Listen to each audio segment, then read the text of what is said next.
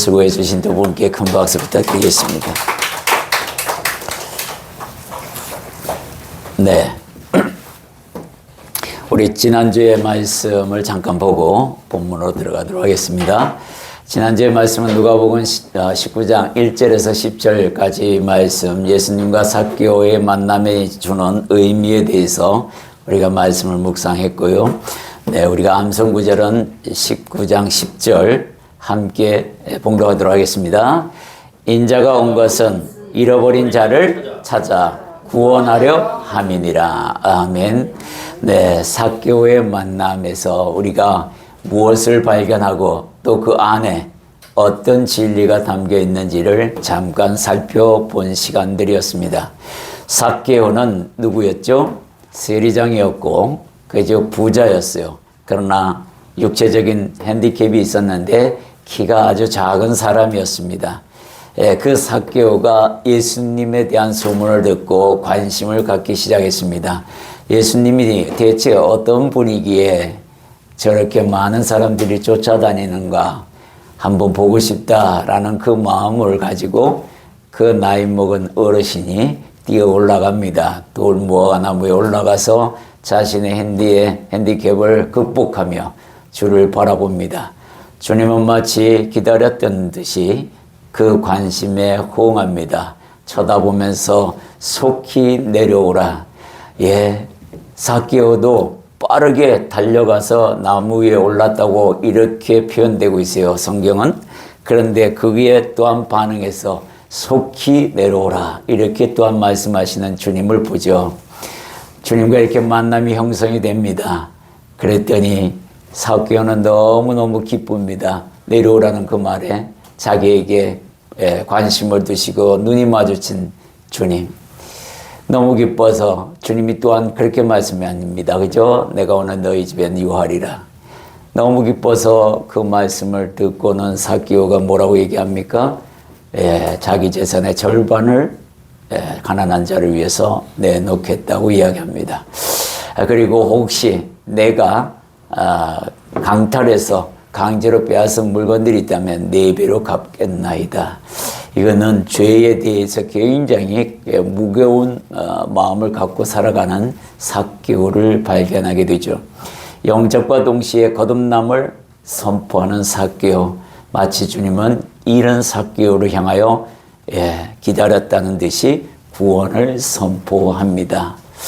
이 부자 삭개오가 이렇게 쉽게 쉬운 게 아닙니다. 결코 쉬운 게 아닌 게 하나 예수님을 만나서 그 기쁨이 충만하여 성령의 인도함대로 고백하는 거죠.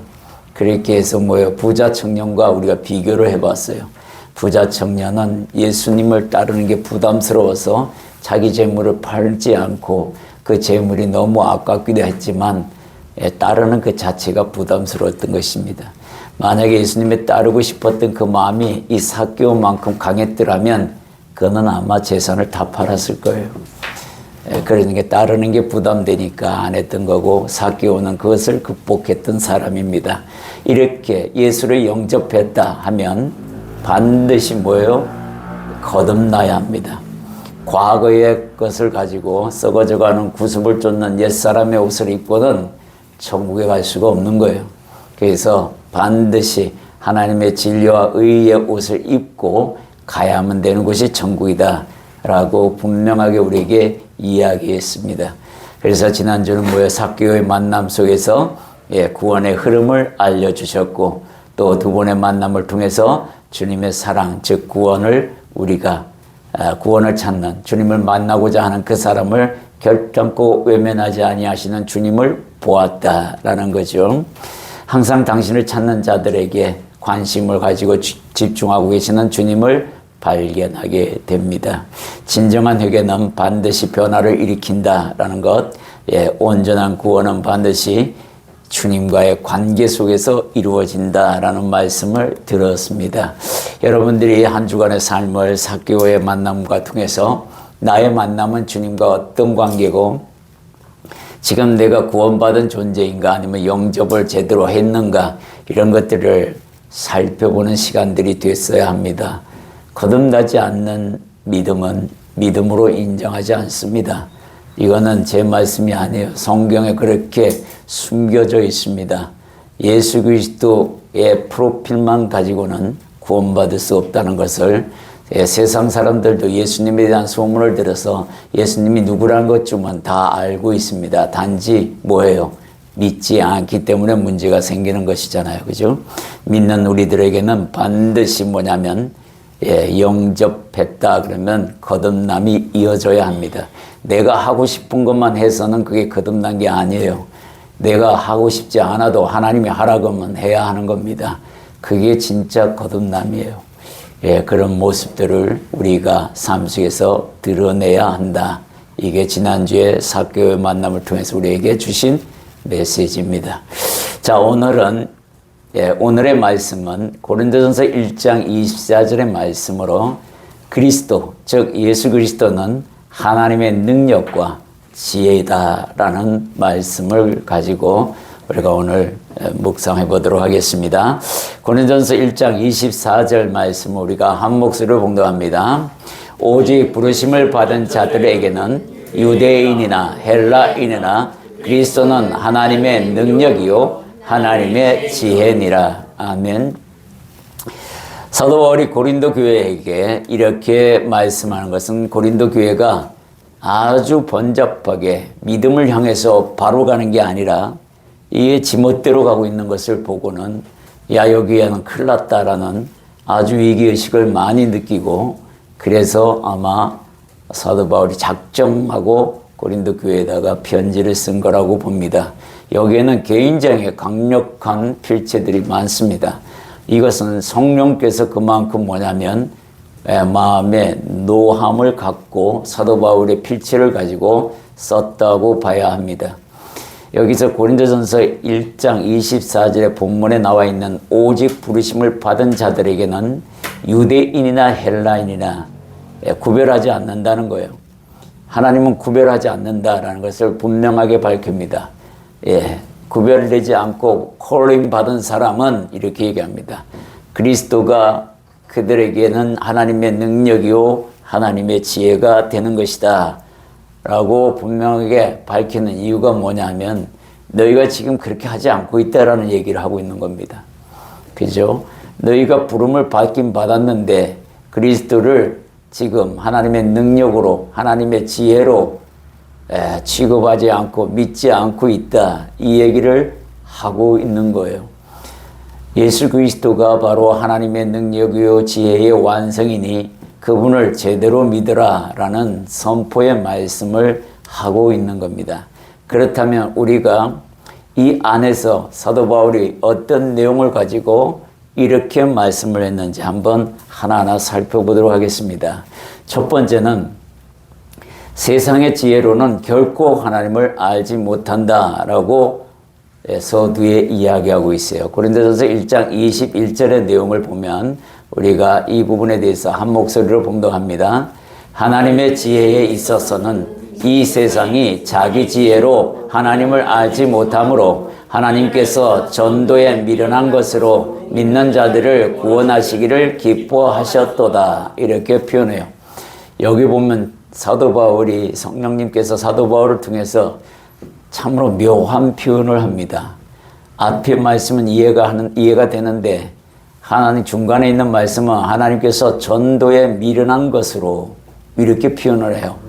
전도에 미련한 것으로 우리가 전도하고 있다라는 얘기를 하고 있는 거잖아요. 이 말의 표현이 뭐냐면 전도가 진짜 미련한 것이 아니라 너희가 지금 예수 그리스도를 믿고 사도들이 전도하는 그 예수 그리스도를 미련한 것으로 받아들이고 있는 세상 사람들을 향하여 이렇게 그들의 기준에서 말씀하고 있는 거예요. 그래서 너희가 생각하는 전도의 그 미련한 것으로, 그래서 하나님께서는 뭐냐면 그것을 미련하다고 생각하지 않고 믿는 자들에게 구원하시는 분이시다, 이 이야기를 하고 있는 거예요.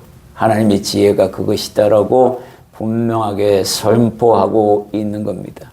우리 인간은 스스로 하나님을 찾을 수 있어요, 없어요? 여기 본문에 보면 찾을 수 없다고 합니다.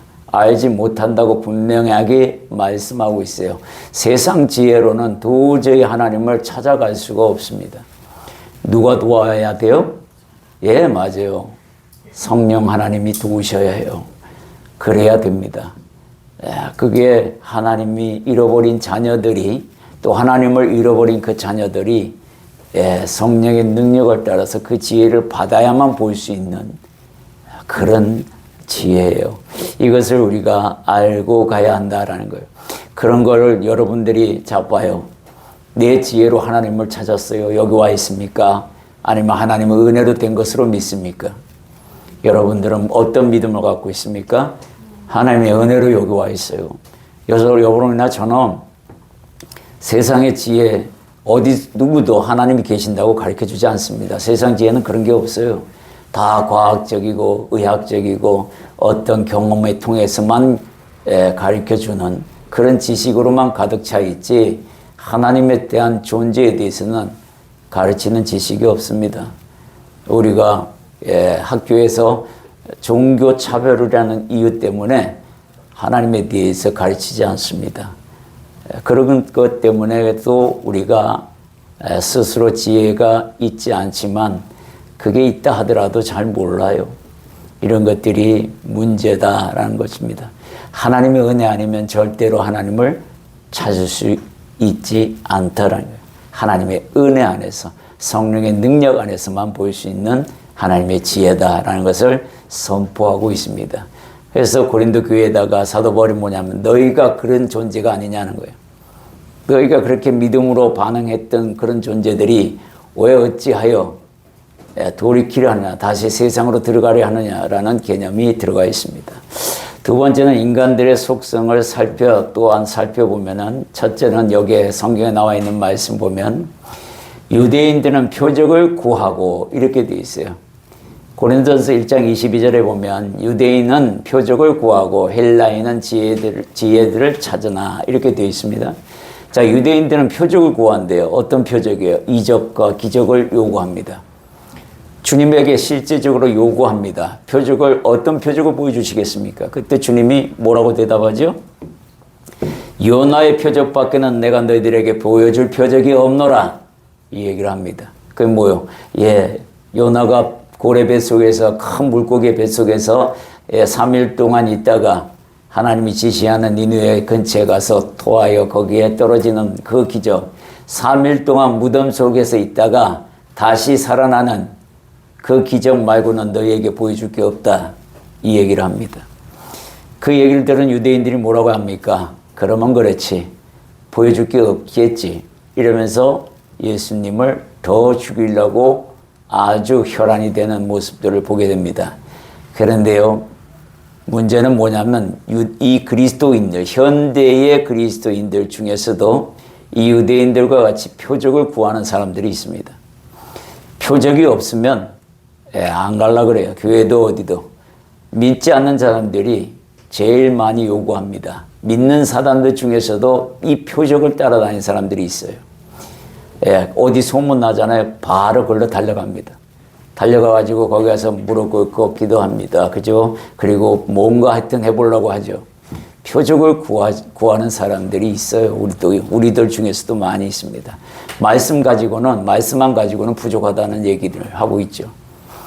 여러분들이 표적을 구한다는 것은 뭐냐면 내 내면은 바뀌지 않고 내 겉의 것만 바꾸겠다는 의도입니다. 내가 병이 들었어요. 나병이 들었습니다. 가서 고침받는 그 표적은 고쳐줍니다, 하나님. 근데 그 안에 내면을 바꾸는 거는 내가 해야 되는 거예요. 근데 그걸 안 한단 말이죠. 말씀은 그 능력이 있습니다. 내면을 바꾸는 능력이 있는 건데 그 큰 능력을 버리고 겉으로의 표적만 구하러 다니는 사람들이 이 유대인들고, 그리스도인 중에서도 유대인과 같은 그리스도인들이 있다라는 거예요. 말씀이 가장 중요한 거예요. 말씀은 나의 삶 전체를 바꿉니다.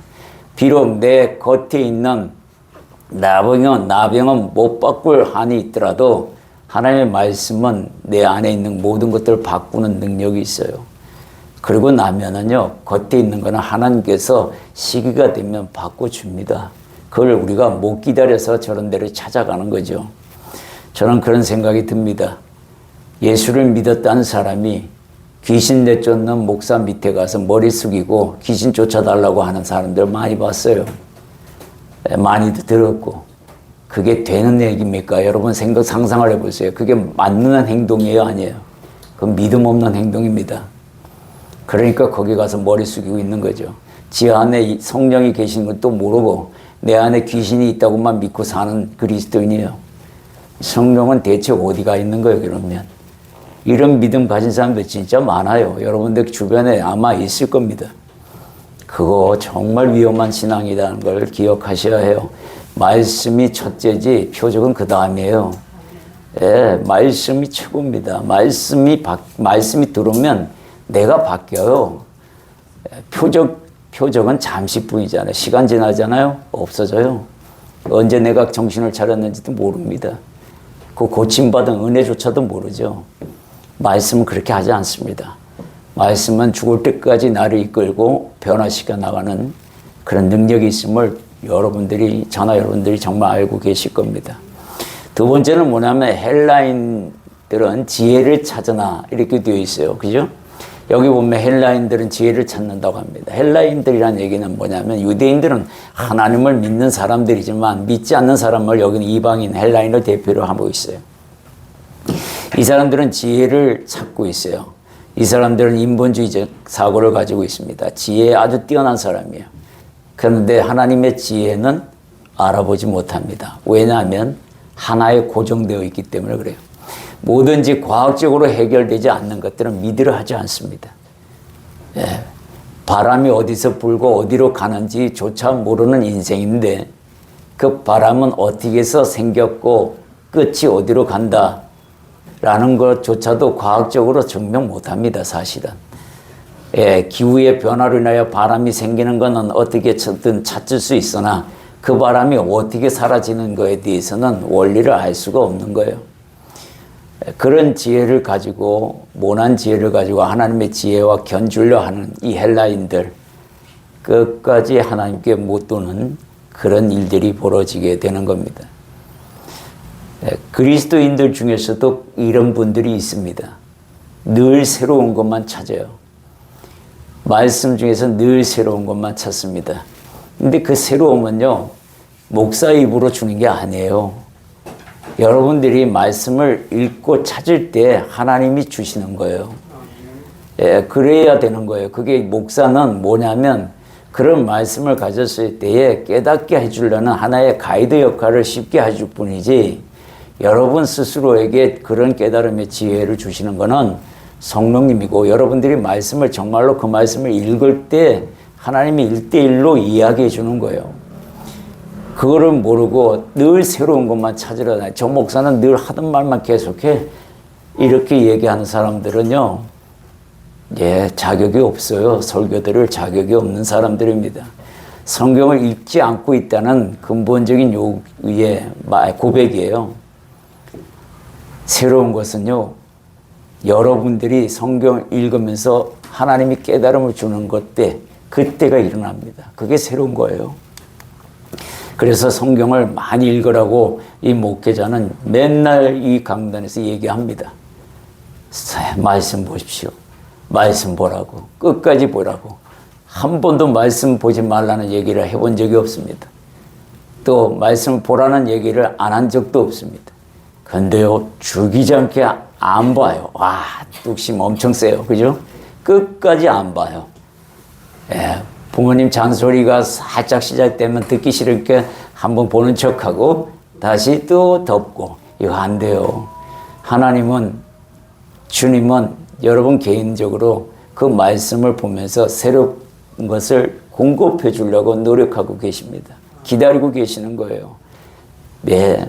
목회자 입에서 새로운 것들이 많이 나오기가 힘듭니다. 목회자는 자기가 찾은 새로운 것들을 여러분에게 선포할 때도 있지만 그 진리가 원래의 어떤 모습인지에 대해서 기준만 제시하는 경우가 많아요. 그러면 그것을 가지고 여러분들이 깨닫도록 노력하려면 말씀을 전체적으로 읽어봐야 됩니다. 그게 굉장히 중요한 포인트입니다. 세 번째는 유대인들에게는 꺼리끼는 것으로 헬라인들에게는 미련함으로 온 그리스도의 도를 설명해 드리겠습니다. 고린도전서 1장 23절을 우리 함께 봉독합니다. 우리는 십자가에 못 박힌 그리스도를 전하니 유대인에게는 꺼리끼는 것이요 이방인에게는 미련한 것이로되. 이제는 뭐냐면 표적과 지위를 뛰어넘어서 그 내부로 들어가는데, 첫째는 유대인들이 뭐라고 얘기하냐면 꺼리낀다 이거예요. 첫째 꺼리낀대요. 왜 꺼리낄까요? 있어요. 모세의 율법 때문에 그렇다는 거예요. 모세의 율법이 이들을 그렇게 만들어 간다라는 것을 기억하셔야 됩니다. 모세의 율법이 자리 잡고 있으니까 자꾸 부딪히는 거예요. 주님의 가르침이. 그러니까 어떻게 돼요? 계속 저게 맞는데, 예수님의 말씀을 딱 펼쳐보니 맞는데 율법에서 왠지 모르게 자꾸 부딪힌다는 거예요. 그러니 받아들이자니 꺼리낌하고 안 받아들이자니 또 꺼리낌하고 이런 모습을 가지고 있다라는 거예요. 우리가 이런 모습을 또한 살아갑니다. 그죠? 자, 예를 듭니다. 담배와 술을 즐기던 사람이 먹어서 예수를 영접합니다. 이 끊어야 되는데 이 끊기가 좀 꺼리낌하단 말이야. 내 마음에는 이거 답답하네 이러는데 어떻게든 합당을 찾으려고 그랬더니 어디를 찾냐면 캐톨릭은 다 되는데 왜 기독교는 안 되는 거예요? 그러면서 어디로 가냐면 카톨릭의 교리를 따르는 기독교인들이 많습니다. 이거 안 되는 거예요. 사실은 성경에 네 몸을 더럽히라 어디에 써 있습니까? 술과 담배를 먹는 거는 내 몸을 더럽히는 행위예요. 그건 잘못된 성직자들의 행동이잖아요. 고쳐야지 왜 안 고치고 있는지 모릅니다. 저는 개인적으로 성경에서 술에 대한 부분은 진짜 많이 연구했어요. 근데 정말 성경은 술은 쳐다보지도 말라고 분명하게 써 있습니다. 담배 마찬가지요. 니코틴이 내 안에 들어와가지고 내 몸 성전이 온갖 더러운데 곰팡이 피게 하게끔 만드는 걸 하나님이 허락하셨겠나고요. 성경에 없는데요, 그런 말은. 그게 굳이 하나하나 다 기록해야지만 믿습니까? 믿음 없는 사람이 더 그런 걸 찾아대요. 이게 문제가 많잖아요, 그죠? 하나님은 우리 보고 뭐라고 얘기하시죠? 거룩하라. 내가 거룩하니 너도 거룩하라. 분명하게 제시합니다. 그런데 왜 그걸 못하냐는 거예요. 내가 너를 위해 내 생명까지도 내려놓았거늘 너는 나를 위해 그거 하나 못 걷느냐.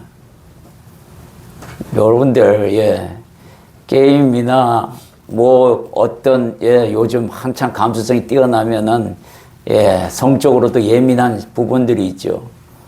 그리로 인도하면은 그리로 마음을 열고 가면 안 되는 거예요. 그건 마귀가 주는 마음들입니다. 그런 거를 끊을 수 있어야 돼요. 예수님은 나를 위해 생명까지도 바쳤는데 내가 이거 하나 못 끊으면 말이 안 되지 하고 끊을 수 있어야 돼요. 그런 거 없이 어떻게 변화됩니까? 그런 거 가지고 나아가야 돼요. 두 번째는 하나님의 지혜로 오신 그리스도가 헬라인에게는 미련한 것으로 말하고 있어요. 그 이유는 뭐냐면요. 여기 제가 인본주의적 사고와 많은 지식이 그것을 가로막았습니다. 하나님의 지혜를 들어오는 것을 가로막아요. 읽어보니까 어떻게 처녀가 잉태하여 아들을 낳냐. 그건 의학적이지도 못하잖아. 그걸 믿고 있느냐 너희들은. 이렇게 말하는 게 헬라인들이 이방인들이요. 지식이 많은 사람들입니다. 어떤 교수가 이렇게 믿음 있는 친구, 목사를 했던 친구에게 매번 만날 때마다 목사에게 그렇게 말했답니다. 어떻게 의학적인 상식도 없냐. 그러면서 그 목사에게 얘기했대요. 목사가 웃으면서 하는 말이 믿음은 그런 것들이 아니야. 네가 아직 믿음이 없어서 그런데 그냥 믿게 돼. 이 얘기를 합니다. 아무 설명도 안 한답니다. 여러 번 만났대요. 근데 이 친구를 위해서 이 목사는 기도했다고 합니다. 하나님, 저 무지하고 우매한 친구를 용서하시고 당신의 지혜를 공급하사 믿음을 주옵소서. 성령의 믿음을 공급하여 주옵소서. 그것이 없어서 저가 해안이 없나이다. 늘 이렇게 기도해서 그런지 어느 날 이 친구가 급하게 자기를 찾더랍니다. 갔어요. 갔더니 앞에서 펑펑 울면서 하는 말이 내가 하나님을 만났다고. 그러면서 그 하나님이 만났는데 내가 자네에게 매번 얘기했던 그 성육신에 대해서 내가 이제 믿어진다고. 하나님의 능력이 사람이 생각하는 능력을 초월하는 능력이고 이 우주 만물을 말씀으로 만드신 그것을 내가 이제 믿게 되었다고. 우주 만물을 말씀으로 창조하신 이가 사람 하나 만드는데 그 말씀 당연히 이룰 수 있는 건데 내가 하나님의 능력을 너무 몰라고 사람의 지혜로만 평가했던 내 모습을 하나님이 나에게 만나 주셨다고 고백하면서 내가 이제야 자네가 무슨 말을 하는지 알겠다고 이야기하며 그 교수도 자신의 지혜와 생각들을 다 내려놓고 믿음으로, 오직 믿음으로 그렇게 예수님을 받아들이고 하나님의 지혜를 받아들이고 이해했다라는 겁니다. 우리가 문의 부흥의 시대를 살아가고 있습니다. AI라는 아주 기가 막힌 그런 기계적인 로봇과 같은 또 다른 인류의 그 인본주의의 사고의 최고의 고조로 달리고 있는 시대에 살아갑니다. 늘 이야기하지만 최고의 고조로 달려가는 이 시기에 사는 우리들은 위험하다는 것을 기억하셔야 해요. 성경에 보면은 바벨탑도 뭐예요? 최고조의 탑을 쌓으려 할 때 인류가 가장 지혜롭다고 할 때에 멸망의 손길은 옵니다. 지금이 AI 시대는요, 하나님의 진노의 시기를 앞당기고 있다는 걸 기억하셔야 해요. 정말로 잘 사용하면 도구가 됩니다. 선한 도구로도 쓸 수 있습니다. 그러나 잘못 사용하면 그 도구가 나를 향하여 달려오게 된다는 것도 아셔야 합니다. 이런 것들을 우리가 봤을 때에 정말 세상 지혜는 위험합니다. 하나님의 지혜를 가지고 싸워야만 이길 수 있는 지혜들입니다. 미련하게 예수님으로 온 하나님의 지혜를 밀어내지 마십시오. 그러면 나만 손해가 되는 거예요. 세 번째 보면은 부르심을 받은 자에게만 보이는 하나님의 능력과 지혜입니다. 참 오늘 이 말씀을 읽었어요. 오직 부르심을 받은 자들에게. 여러분들이 이 말씀을 듣고 위로받기 바랍니다. 네, 여러분들 보십시오. 이 말씀을 듣는 이 순간 이거 하나만 봐도 나는 하나님께 부름받았다라는 걸 알아야 돼요. 부름받았다. 내가 하나님으로부터 부름받은 자야. 자부심 가지셔야 합니다.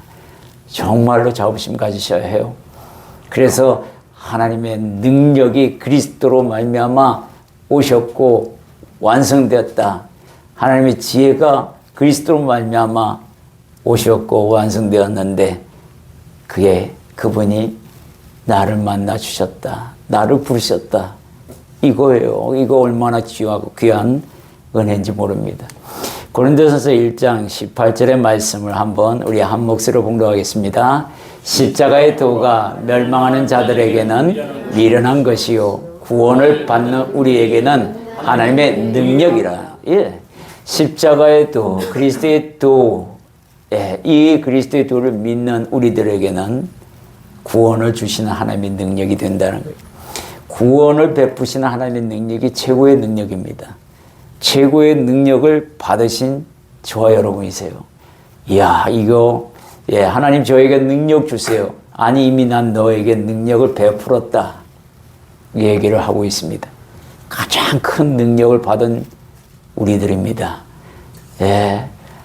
이것을 모르는 사람들은 멸망하는 사람들이라고 분명히 기준을 선정해 놓았습니다. 하나님의 은혜 안에 우리가 있음을 다시 한번 고백하며 그렇게 나아가기를 소망합니다. 네 번째는 하나님을 믿지 않는 자들에게는 거치는 돌로 서 있다라고 이야기하는데 이 말씀을 대해서 한번 보도록 하겠습니다.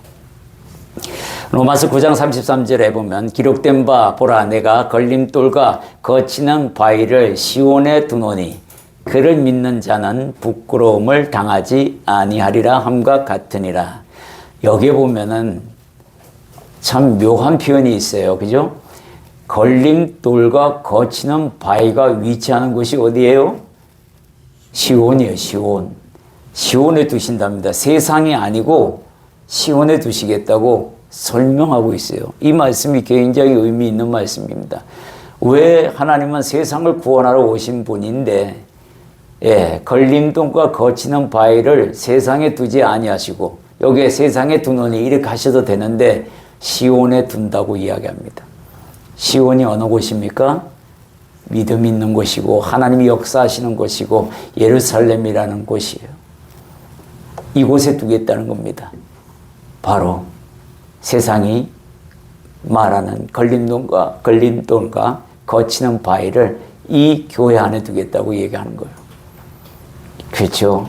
그래야만 빛이 날 수 있기 때문에 성경을 이렇게 자세하게 기록하고 있는 겁니다. 베드로전서 2장 6절에도 성경에 기록되었으되 보라 내가 택한 보배로운 모퉁이 돌을 시온에 두노니 여기서도 시온에 두노니 그를 믿는 자는 부끄러움을 당하지 아니하리라 하였으니 이 무슨 말이에요? 이 두 분이 이 베드로와 사도 바울이 어디에 말씀을 인용했냐면 이사야서 8장 14절과 이사야서 28장 16절의 말씀 보도록 하겠습니다. 이 말씀을 근거하여서 지금 기록하고 있는 겁니다. 이사야서 8장 14절 함께 있습니다. 그가 성소가 되시리라.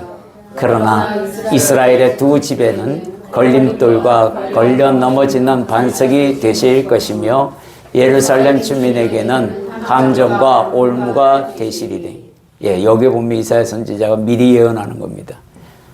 하나님의 그 도시인 시온에다가 걸림돌과 걸려 넘어지는 반석을 두실 거라고 분명히 말씀하고 있어요. 근데 이것이 오히려 이스라엘의 두 집이 어디요? 북이스라엘 남유다를 이야기하고 있어요. 두 집에게 걸림돌이 되게끔 만드시겠다고 얘기합니다. 그만큼 예수를 배척할 것을 미리 이야기하고 있어요. 예루살렘 주민들까지도 함정과 올무가 되게 만든다. 이들이 뭐예요? 예수님을 따르던 사람들이 다 반역하여서 마침내 십자가에 못 박으라고 함성을 치는 사람들로 바뀌잖아요. 이게 바로 함정과 올무라는 거예요. 이사야서 28장 16절은 더 자세히 나와 있습니다. 함께 있습니다. 그러므로 주 여호와께서 이같이 이르시되 보라 내가 한 돌을 시온에 두어 기초를 삼았노니 곧 시험한 돌이요 귀하고 견고한 기초돌이라. 그것을 믿는 자는 다급하게 되지 아니하리로다. 우리 성경에서 모퉁이돌, 머릿돌, 기초석 이게 다 같은 말이에요. 그죠?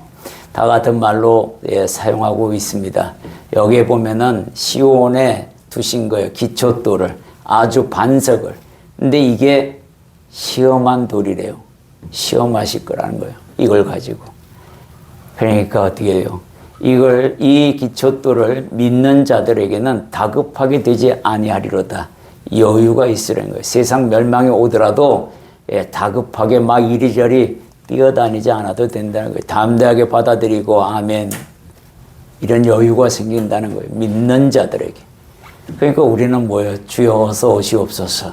준비됐다는 얘기잖아요. 주님의 나라에 들어갈 준비가 되어 있으니 주님 어서 오시옵소서. 마라타. 하나님이 함께 하십니다. 라고 고백하는 그 믿음이 우리에게 있어야 한다라고 성경은 이야기합니다. 다섯 번째 하나님의 능력에 대해서 우리 잠깐 보도록 하겠습니다. 첫 번째는 건축자들이 버린 돌이 머릿돌 되게 하시는 능력이다라는 거예요. 마태복음 21장 42절에 그 내용이 나와 있습니다. 함께 있습니다. 예수께서 이르시되 너희가 성경의 건축자들이 버린 돌이 모퉁이의 머릿돌이 됐나니 이것은 주로 말미암아 된 것이요 우리 눈에 기이하도다 함을 읽어본 일이 없느냐. 주님이 직접 말씀하셨습니다. 여기에 건축자들이 버린 돌이, 건축자들은 누굴 얘기해요? 바리새인들, 서기관, 사두개인들, 사내들인 공회에 있는 제사장들, 전부 그들이 전문가예요. 하나님에 대해서는 전문가들입니다. 그런데 하나님이 직접 보내주신 머릿돌을 상처났다고 버립니다. 이들이 버려요. 그래요. 예수를 못 박습니다. 그죠? 이 이야기를 하고 있는 겁니다. 당신이 버린 돌이 되었다라고 분명하게 말하고 있습니다. 그러나 이것을 믿는 자들에게는 기이한 돌로 바뀐다라는 거예요. 참으로 기이하고 오묘한 돌이다라고 분명하게 이야기하고 있는 겁니다. 전문가들이, 이 건축을 하는 전문가들 눈에 상처난 버림돌, 쓸모없는 돌, 약간 기스 났다고. 그 기스가 뭐예요? 그 기스는 바로 예수님께서 다윗과 같이 오지 않고 천한 천민으로 오신 이유, 그거 하나잖아요. 지네들 뜻대로, 지네들 생각대로 오지 않은 그 메시아는 인정하지 않습니다. 백마 타고 왕을 가지고 다윗 왕처럼 오셔야 됩니다. 하나님은 그렇게 하지 않습니다. 하나님의 지혜는 그들과 달라서 천하게, 천한 목수의 아들로 오게 만드시는 하나님.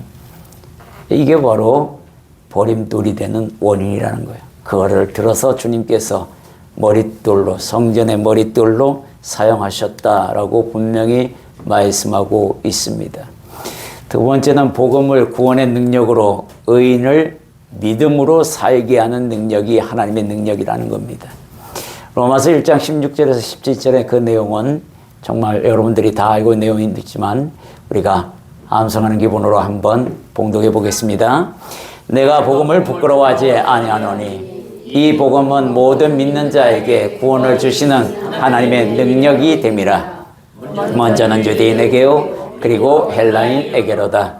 복음에는 하나님의 의가 나타나서 믿음으로 믿음에 이르게 하나니 기록된 바 오직 의인은 믿음으로 말미암아 살리라 함과 같으니라. 아멘.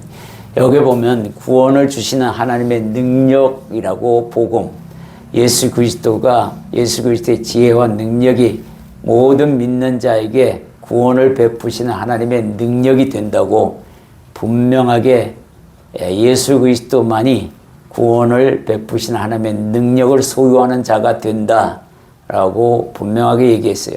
그 기회는 먼저 유대인에게 주어졌지만 유대인들이 그것을 깡통 차듯이 차버렸다는 겁니다. 그리고 난 뒤에 그 구원의 기회가 헬라인에게로 넘어갔다는 것도 함께 이야기하고 있습니다. 복음에는 하나님의 의가 나타나서 믿음으로 믿음에 이르게 한다. 우리가 믿음을 가지게 되면 이 믿음으로 말미암아 살게 됩니다. 그게 의인의 삶이에요. 돈이 아니라, 재정이 아니라 믿음으로 살 수 있어야 한다. 이 이야기합니다. 이걸 알기 때문에 마귀가, 또 세상 임금이나 마귀들이 뭐라고 했냐면 자꾸 재정적으로, 재산적으로 방향을 틀게 만드는 거예요. 불편하니까. 그러나 믿음을 더욱더 굳건히 해가지고 그것을 물리치면 하나님이 일하시고 하나님이 살리는 것을 보게 됩니다. 이것을 정말 경험한 사람들이 있어요. 성직자 중에서 굉장히 많이 들려옵니다. 지금도 누가 묻습니다. 오병이의 사건이 있습니까? 일어나고 있나요? 일어나고 있다고 저는 100% 믿습니다. 어떤 경우가 냐면 이런 경우입니다.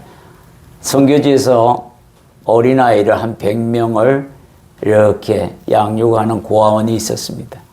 근데 거기는 여러 군데서 이렇게 후원을 받아서 아이들을 먹이는 그런 구조를 갖고 있었는데 어느 날 쌀이 똑 떨어져 버렸습니다. 이게 잘 안 맞을 때는 그럴 때가 있어요. 그래서 이 목사님이 기도를 하며 아이들에 대하여 이 식량을 걱정하고 있었습니다. 그런데 주방에서 일하는 사람이 목사님 어떻게 할까요? 아이들은 배고플 것 같은데 내일 아침 먹을 것이 없습니다. 어떻게 해야 될지 모르겠습니다. 한 끼 굶길까요? 이렇게 얘기했을 때 목사님이 준비하십시오 라고 얘기했답니다. 아니 아무것도 없는데 뭘 준비해야 됩니까?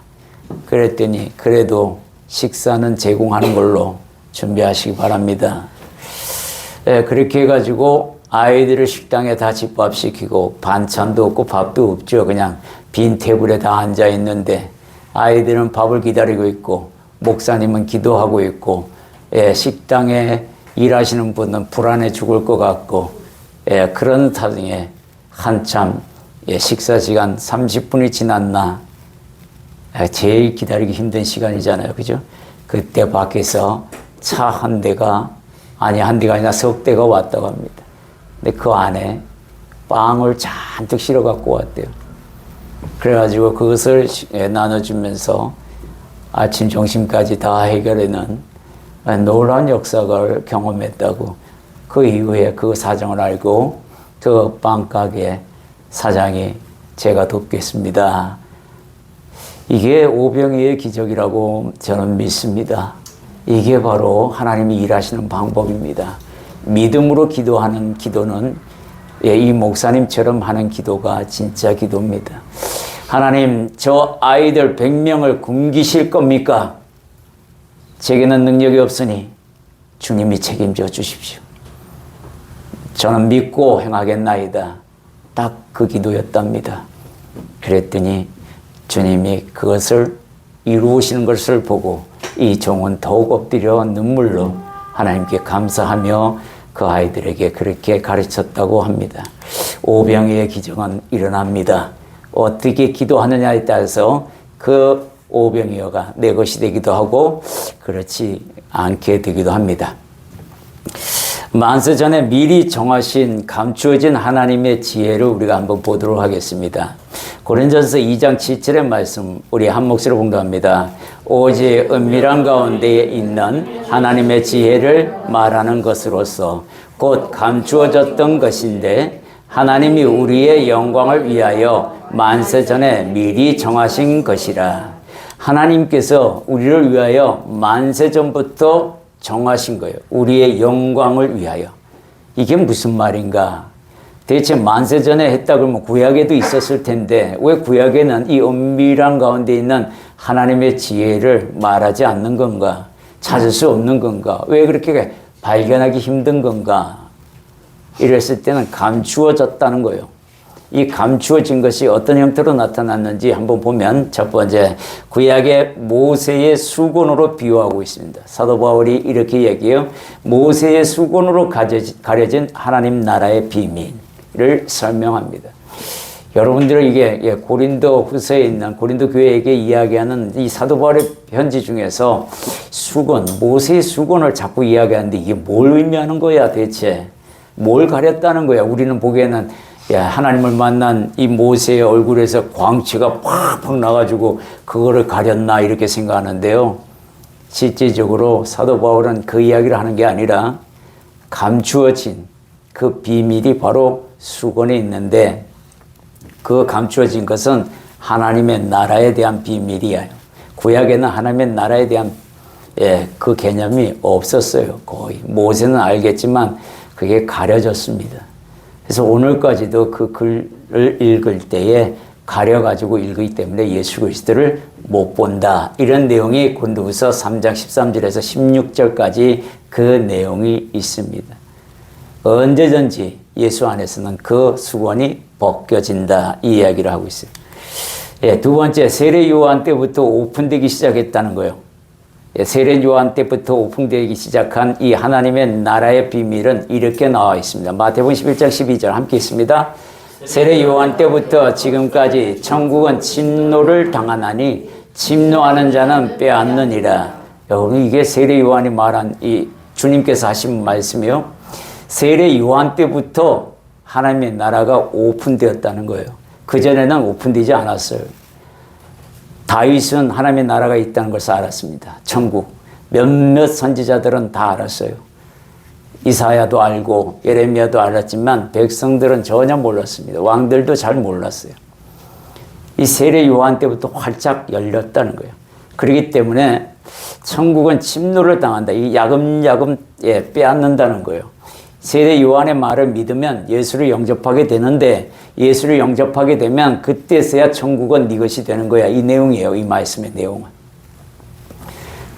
세례 요한이 누구를 증언했죠?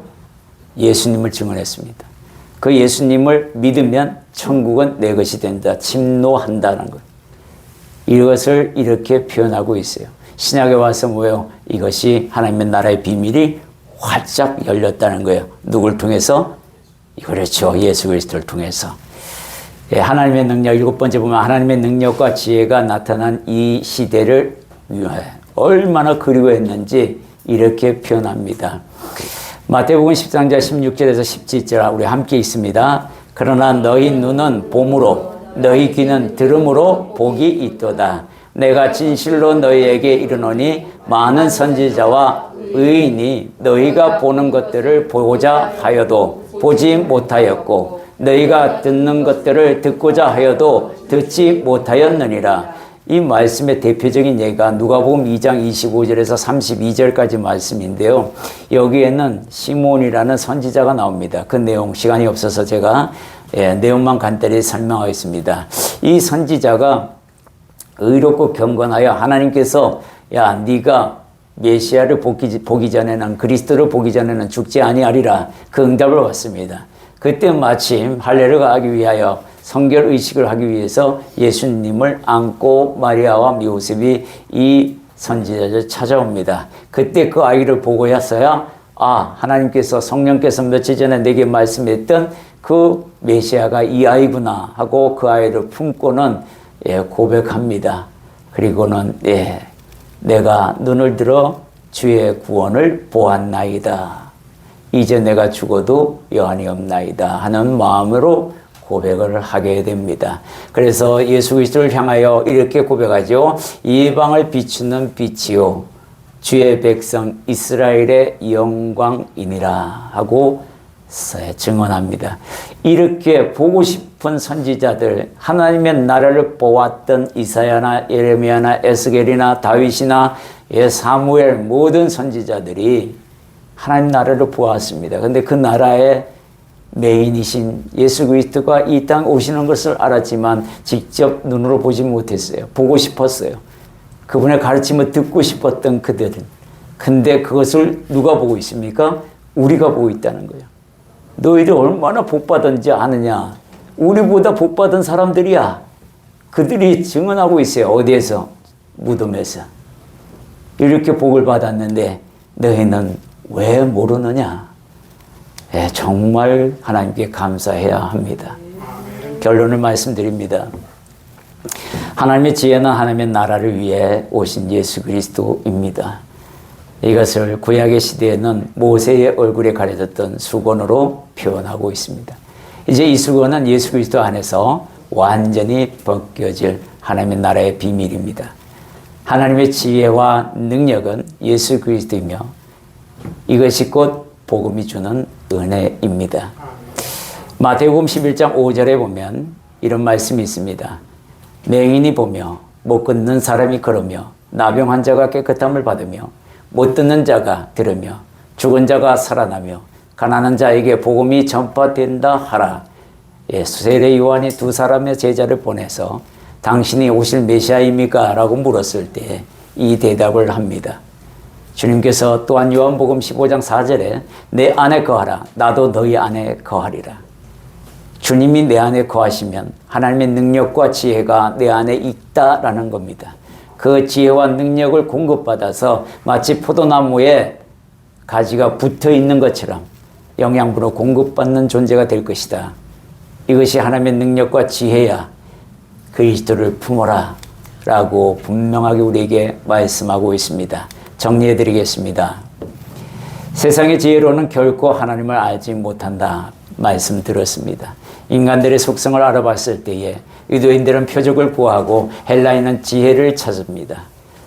우리가 혹여 표적만 구하고 있지는 않은지 또 다른 지혜를 구하고 있지는 않은지 생각해 봐야 할 시간입니다. 유대인들에게는 꺼리끼는 것으로 나타났습니다. 부르심을 받은 자들에게만 보이는 하나님의 능력과 지혜라는 사실을 그것을 여러분들이 받았고 품고 있다는 사실입니다.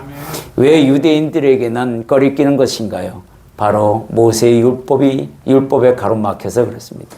하나님의 지혜로 오신 그리스도가 헬라인에게는 미련할 것으로 보이는 것은 과학적이지 않고 의학적이지 않기 때문에 그런 지식에서 비추어 봤을 때 참으로 미련한 행위다라고 그들이 주장하는 그런 모습들을 우리가 봅니다. 하나님을 믿지 않는 자들에게는 거치는 돌로, 언젠가는 걸림돌로 나타날 것입니다. 하나님의 능력은 건축자들이 버린 돌이 머릿돌 되게 하시는 능력이십니다. 복음을 구원의 능력으로 의인을 믿음으로 살게 하시는 하나님의 능력은 저와 여러분에게 이미 저촉되고 적용된 줄 믿습니다.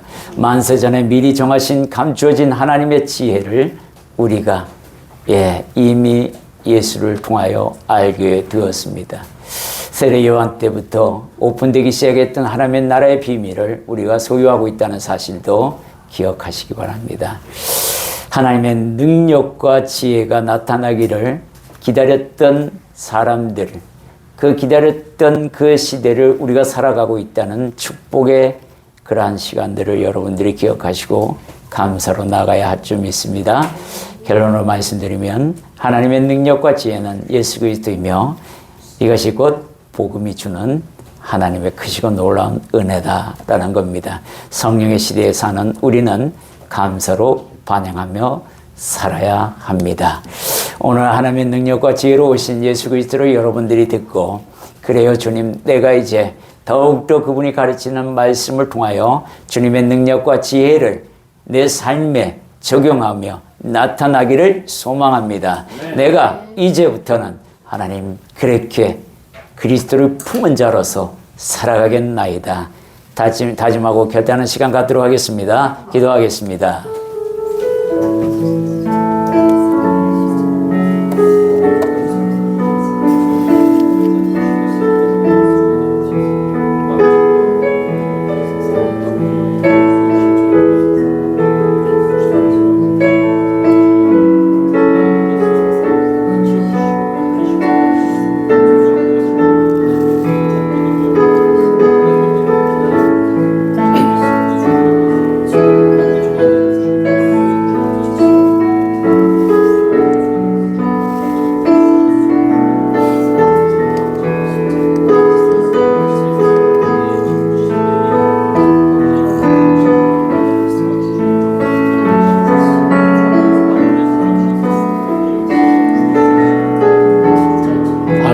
주님 감사합니다.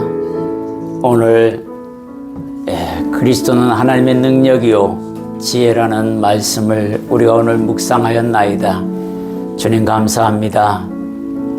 그 지혜와 능력이 내 안에 있음을 다시 한번 고백하며 그리스도를 품은 자로서 이 땅에서 살아갈 때에 하나님의 능력이, 하나님의 지혜가 내 삶의 빛이 되고 또 빛으로 드러나 많은 사람들에게 본이 되는 그러한 삶이 되게 하여 주옵소서.